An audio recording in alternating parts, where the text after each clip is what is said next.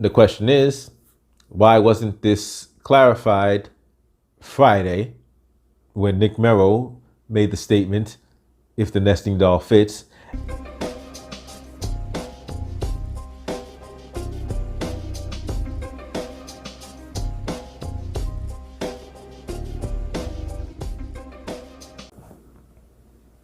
Hello, welcome to Escaping the Echo Chamber. I'm your host, Aaron Comey. As always, don't forget to like, share, and subscribe. Hillary Clinton was recently in the news. She had made some statements about Tulsi Gabbard, which now claims are that those statements have been misinterpreted. Those statements were originally interpreted to mean that she was accusing Tulsi Gabbard of being groomed by Russians, being supported by Russian bots, Russian sites, being a favorite of the Russians, and being a Russian asset, as well as calling Jill Stein a Russian asset by name. When her spokesman, Nick Merrow, was asked about this the following day, his response was, "If the nesting doll fits." During the weekend cycle, her supporters came out, doubled down, from Neera Tanden, criticizing anybody that said accusing a sitting congresswoman of treason was a ridiculous thing to do. Neera Tanden would come to the defense of Hillary's statement or Hillary's perceived statement and say, it's disappointing. You've got Kimberly Atkins went on MSNBC and said, well, Tulsi Gabbard didn't deny it. To which the rest of the panel responded, wow, yeah, you're right. It was several of her supporters, many of her supporters just came out and doubled down, tripled down on the statements and their perception of the statements of accusing Gabbard of being both groomed by the Russians and being a Russian asset.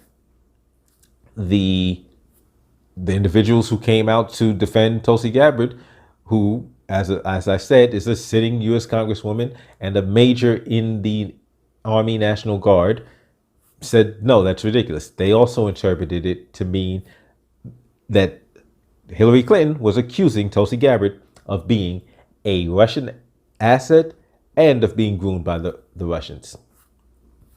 So several days after the original statement was made, Clinton aides then come out and say, oh no, you've misinterpreted, you've misunderstood. Hillary was saying that Tulsi Gabbard was being groomed by the Republicans.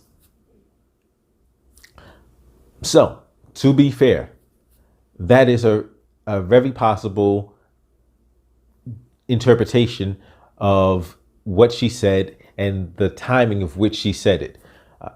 If you listen to the podcast, she had just referenced Donald Trump and the Republicans, their strategy of trying to win. So that aspect is a plausible explanation. So he's going to try and drive at people not to vote for him, but just to say, you can't vote for them either. And that seems to be, I think, to the extent that I can divine a strategy, their key strategy right now. Well, I think there's going to be two parts, and I think it's going to be the same as 2016. Don't vote for the other guy. You don't like me, don't vote for the other guy, because the other guy's going to do X, Y, and Z, or the other guy did such terrible things. And I'm going to show you in these, flashing videos that appear and then disappear, and they're on the dark web and nobody can find them. But you're going to see them, and you're going to see that person doing these horrible things. They're also going to do third party again. And I'm not making any predictions, but I think they've got their eye on somebody who's currently in the Democratic primary and are grooming her to be the third party candidate. Mm-hmm. She's the favorite of the Russians. They have a bunch of sites and bots and other ways of supporting her so far.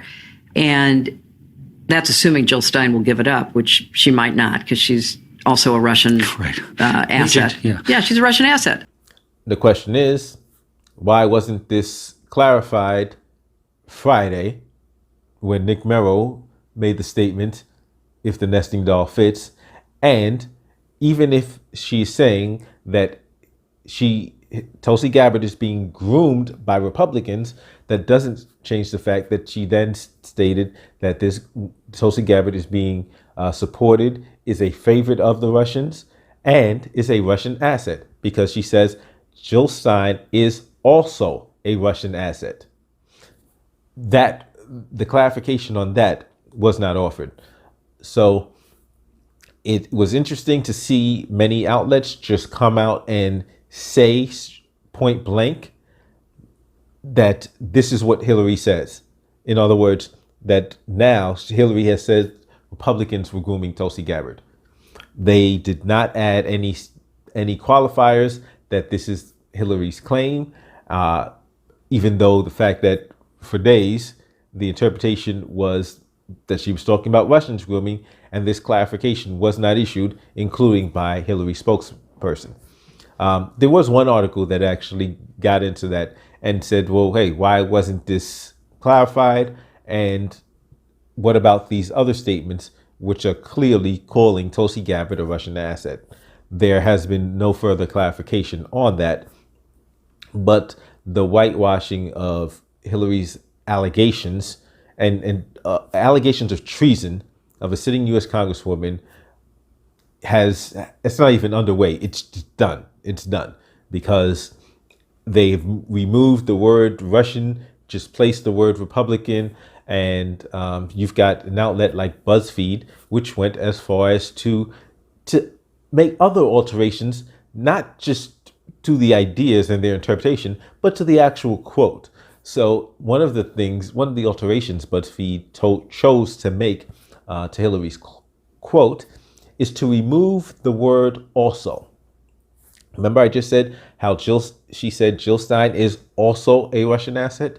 They removed the word also to say that Hillary said Jill Stein is a Russian asset. If you listen to the audio, that is not what Hillary Clinton said. But the whitewashing is complete. This is something that is going to tie into the next story, which we're getting into now. Because now that we're speaking about not believing your senses, don't believe what you've heard, or in this case, don't believe what you see, there was an incident at the J Street Metrotech subway station Friday. The reports are that there was this large fight that spilled into the subway station. What we did see is a video of a large contingent of officers, in some cases arresting people, in some cases separating individuals who were fighting. But then you also see something else. Let's take a look at the video. I ain't doing nothing, but y'all can't tell me nothing. Cause I know my rights, so y'all ain't gonna do that to a black nigga like me. Ain't no none of that, bro. Ain't no none of that, bro. See this? See that? Y'all see that? Y'all see that? Y'all see it? Y'all see that?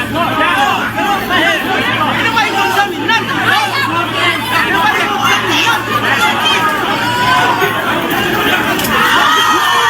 You see that?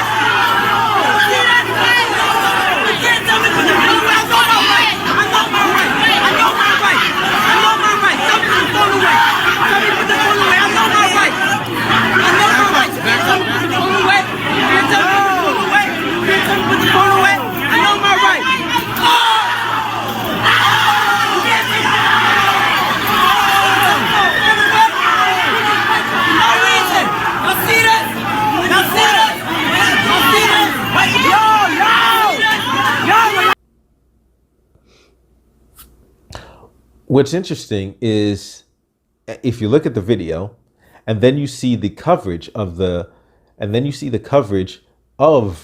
incident, the first outlet I saw to report on it was Pix 11. So I saw it Saturday night on Facebook and I was like, okay, somebody's got to be covering this, because this, what I had seen on the video and clearly what you've just seen on the video, like somebody needs to be reporting on this. Pix 11's original story.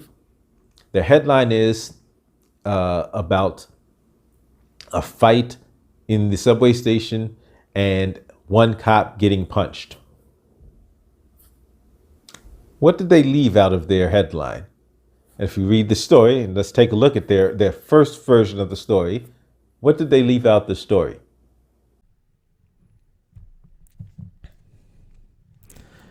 So if we look at the headline, it clearly reads, "Fight in Brooklyn subway station involve police. One officer gets punched."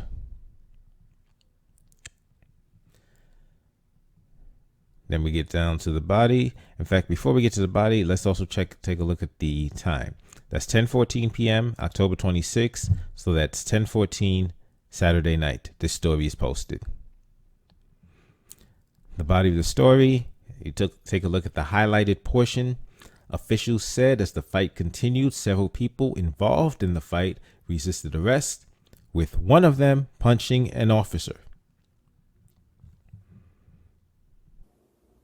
Now, if we look at the second version of the story, as we can see, what changes have been made. So they've changed the headline. Now, instead of saying one officer gets punched, the headline reads, "Video shows fist fly. Fight in Brooklyn subway station involve police. Video shows fists fly," instead of one officer punched. Now the date and time was updated at 10:59 p.m. October 26th. So Saturday night at 10:59. That's what it's saying. Let me go further down. And this is the other change that they've made to the story. So they've changed the headline. They've changed the latter portion of the headline.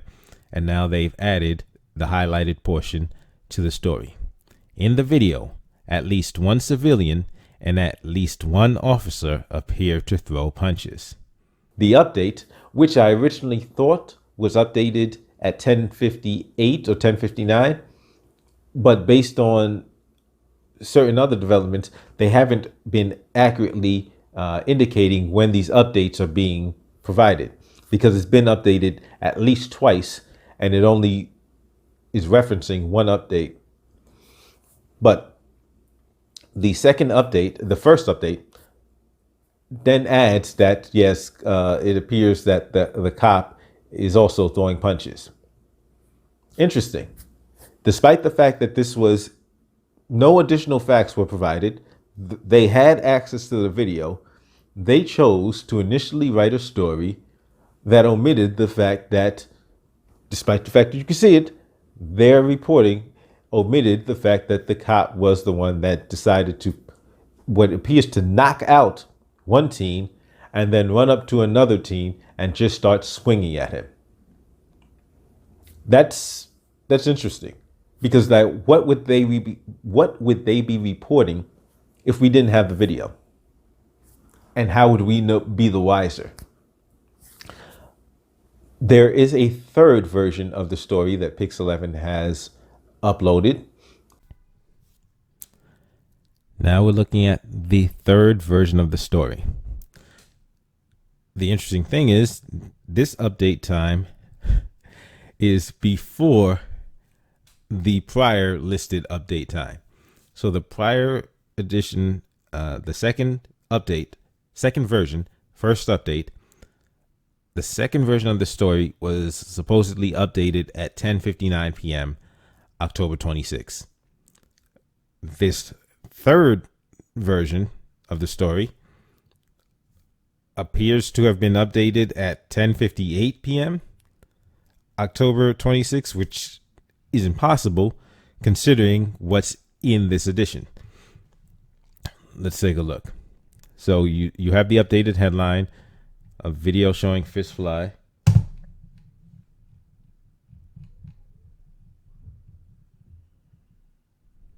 You have the updated headline, a video showing fist fly. You have the line about one of them punching an officer.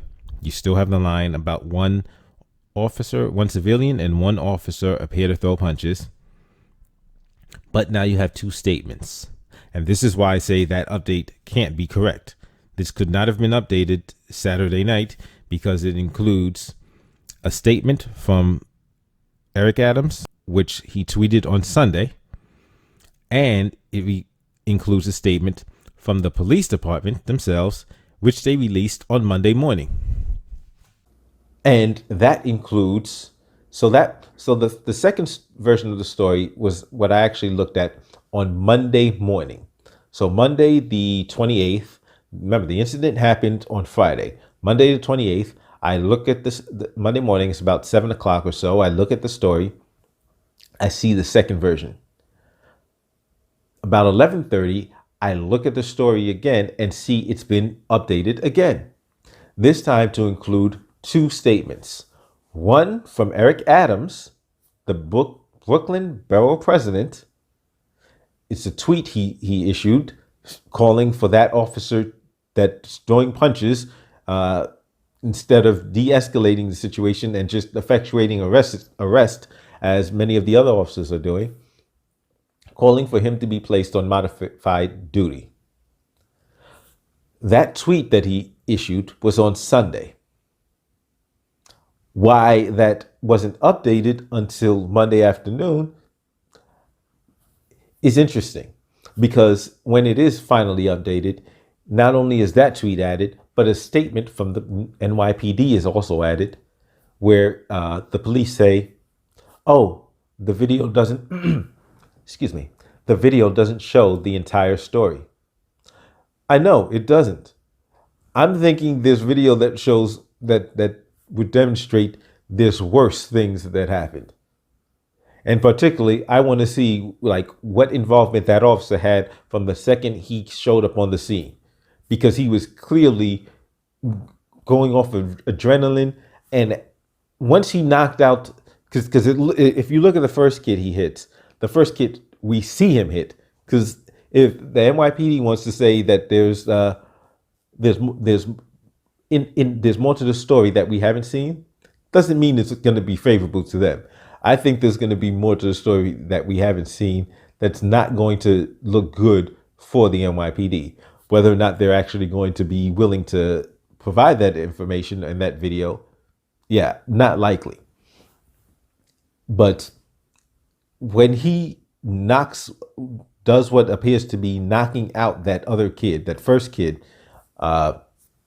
like he needs to be removed immediately. Like, but it's in the heat of the moment, and they think, okay, let's just get him away from this kid. Maybe that'll be good. And then he immediately decides to find somebody else to just jump on, and this kid hits back. But the interesting thing is, it's the main video that's being shown. The individual, he's at times heard saying, I'm not putting the phone away. I'm not putting the camera away. Y'all can't tell me to do that. I know my rights. And I'm glad he kept filming, because without that video, we would just have the officer's account. And if you just take a look at what's already been promoted of, one officer gets punched, that's the story we would hear. Or something even far worse. Officers were besieged by wild teens. Like, this is the story we'd be hearing. But fortunately, this young gentleman had the wherewithal to say, hey, I'm going to film this. I'm not just going to let the cops tell the story, whatever story they want. I'm going to film this. I'm not going to stop filming. I'm going to make sure there's a record of what actually happened here.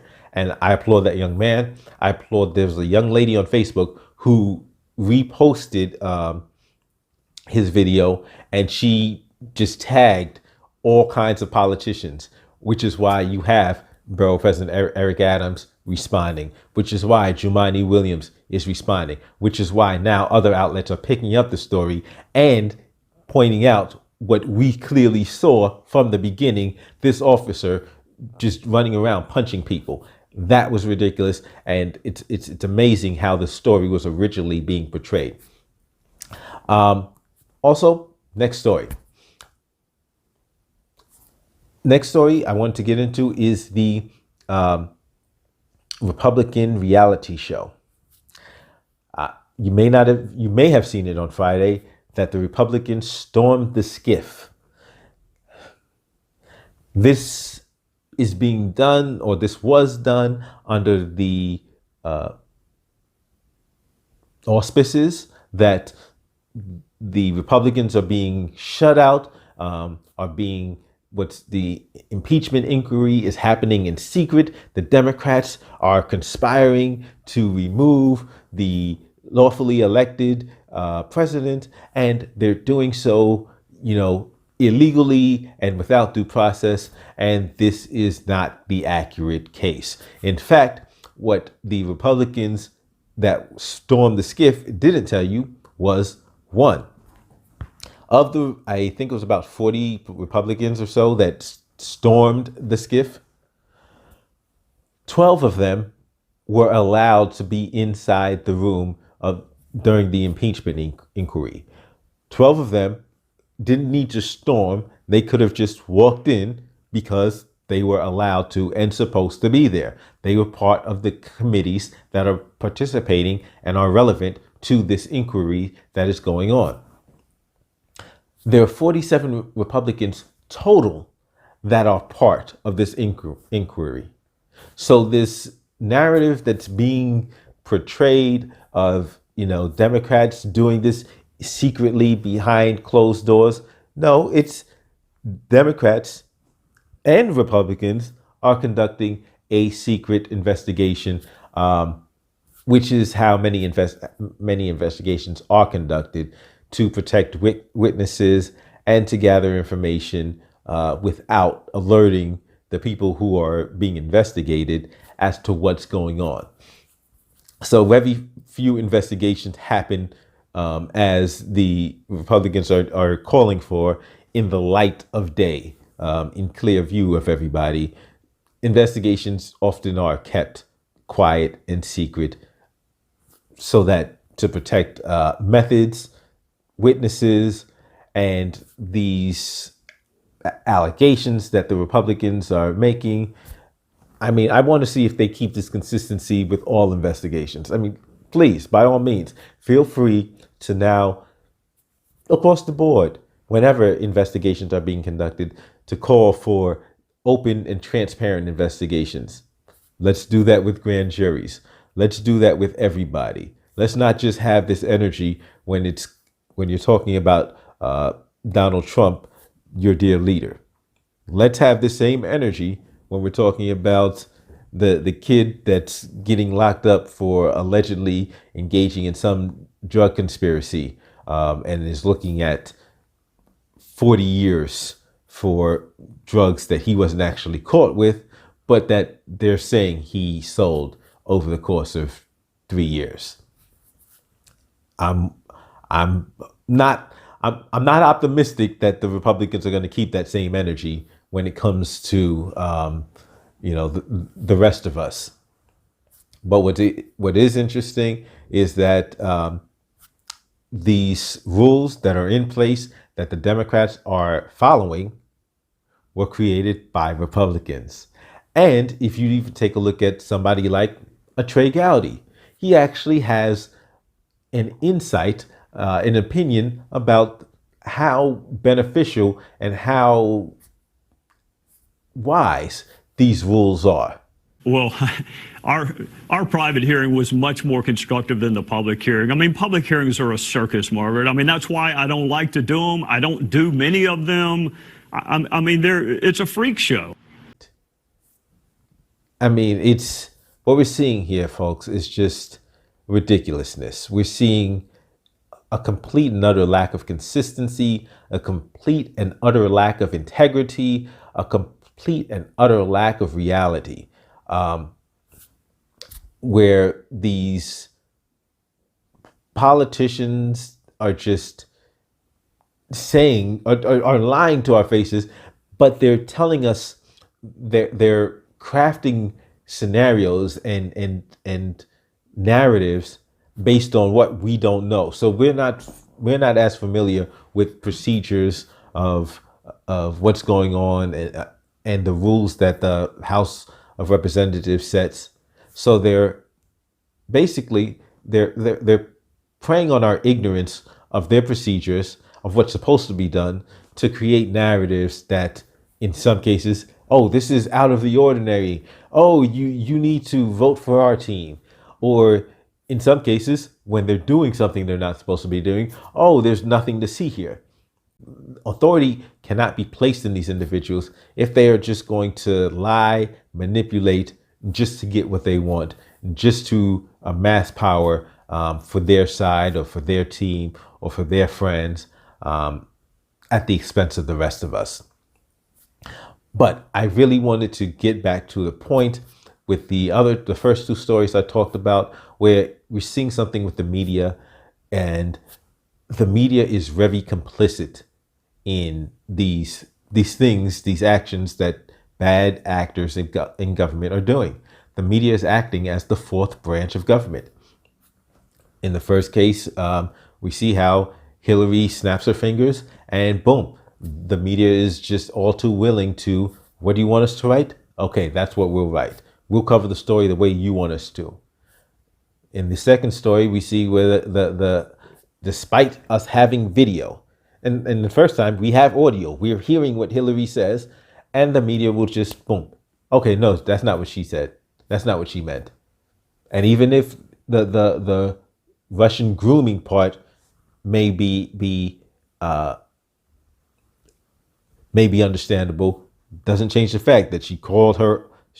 There's several other things in that statement that Hillary made, calling Tulsi Gabbard a Russian asset, and people are just willing to whitewash it because she said so.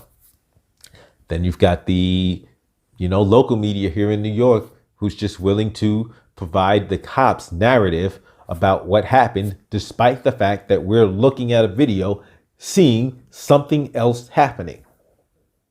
And the only reason now they're shifting it is because people are calling them out, because the video has been out there. The video has been spread wide enough so that certain politicians are like, okay, we can't just sit back and pretend this isn't happening. Everybody's seen it. So fortunately, we've got some options to try to hold the government and the media accountable. But we got to realize that this is what the media is doing. So, and before I get to my last story, like I said, don't forget to like, share, subscribe, hit that like button. Because my last story is, we started with Hillary and we're going to end with Hillary. Maybe in more ways than one. Because Hillary Clinton is running for president. Okay, she hasn't formally announced yet. And people have made this claim before, and I was like, it's not happening. There's no way. She can't be that dense. But something happened recently. I saw something that made me say, wow, she is really going to run for president. So, not just that her attacks on Tulsi Gabbard seemed time to prop her into the spotlight.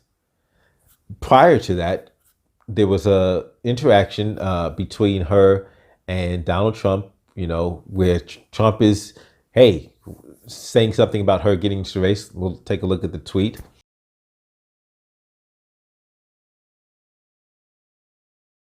And she says, don't tempt me.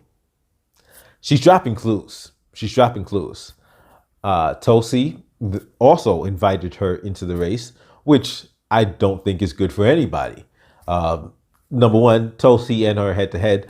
I don't care how much you like Tulsi, and if the race is truly between Tulsi Gabbard and Hillary Clinton, Hillary is the nominee, just hands down. Like, it's not a matter of who I like. It's a matter of who has the machine, who has backing, who has the donors, who has the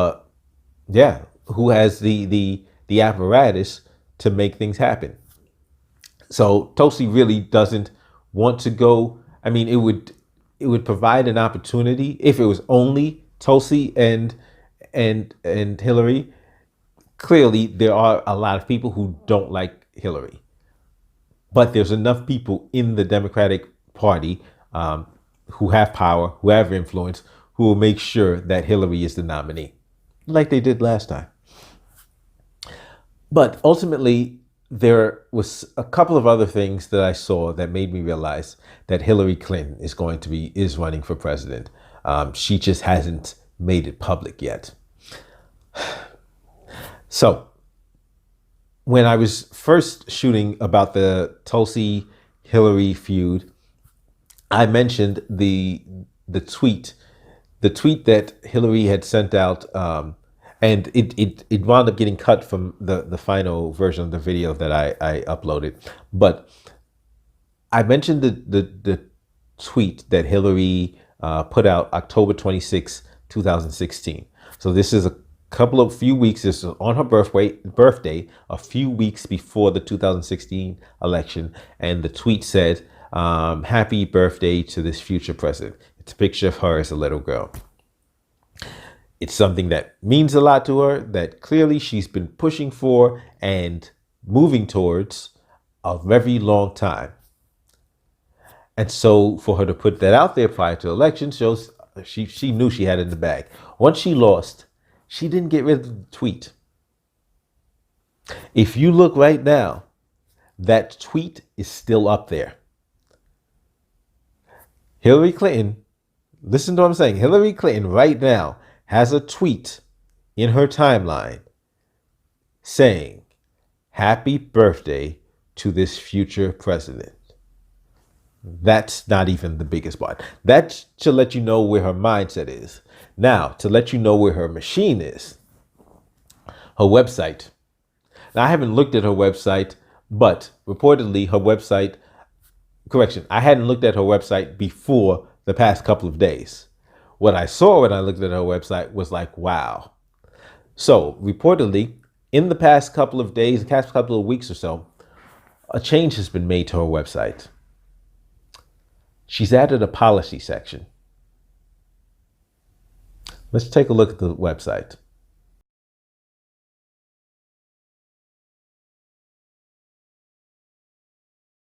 Let's take a look at the policy section.